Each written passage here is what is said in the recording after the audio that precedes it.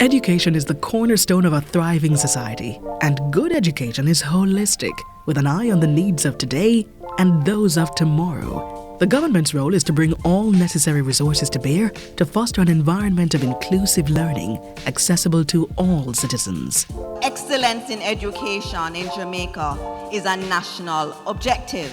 Leading the national agenda is the Ministry of Education, Skills, Youth and Information. To undertake its mission in the 2025-26 fiscal year, the government has allocated over $188 billion across recurring needs and capital projects.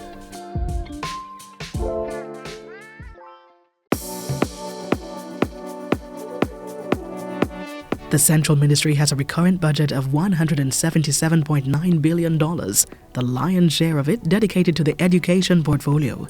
A total of $145.65 billion is budgeted for teaching, nutrition, classroom materials, and infrastructure needs of over 1,000 public education institutions, serving 700,000 students from the pre-primary to tertiary levels. It includes $928.57 million in maintenance grants to repair the physical facilities and equipment and buy furniture for early childhood, primary, and secondary schools.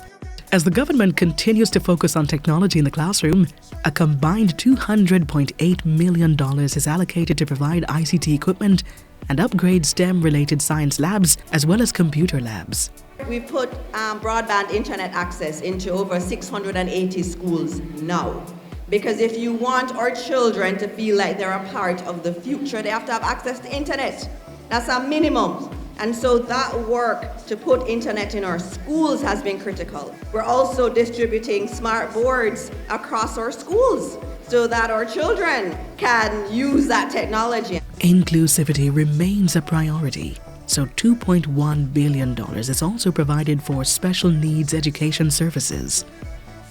Children can't learn on an empty stomach, so $8.9 billion is set aside for nutritional programs, while $380 million is on the books to fund transportation grants for students who are path beneficiaries.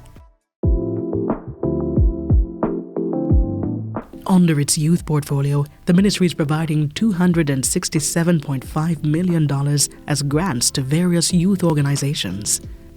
And one of two executive agencies under its oversight, the Child Protection and Family Services Agency, has a recurrent budget of $5 billion for child welfare initiatives.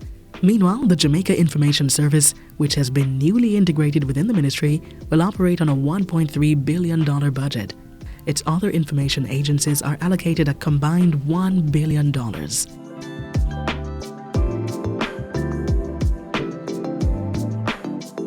With existing school stock being maintained, new equity is being put into education through a capital budget of $4.2 billion for large-scale projects. The largest investment is $1.76 billion towards the primary and secondary infrastructure program.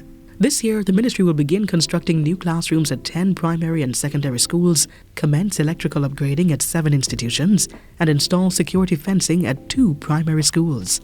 Another key project is a multi-year $10 billion investment to address overcrowding at Mount St. Joseph High School. $853.7 million will bring the project to conclusion this year, completing the final set of classroom blocks, as well as the auditorium and administrative block. Further investments include a $180 million allocation to complete the construction of a diagnostic center at the College of Agriculture, Science and Education, CASE, designed to assist students with learning and behavioral challenges. This is expected to be completed by March 2026, joining similar centers at Sam Sharp, Church and Manchester Teachers Colleges. In addition, construction of Jamaica's first Science, Technology, Engineering, Arts and Mathematics STEAM Academy is set to begin this fiscal year to the tune of $689 million. This money will also facilitate the finalization of the STEAM education policy, and it's all part of the Education System Transformation Program Phase 2.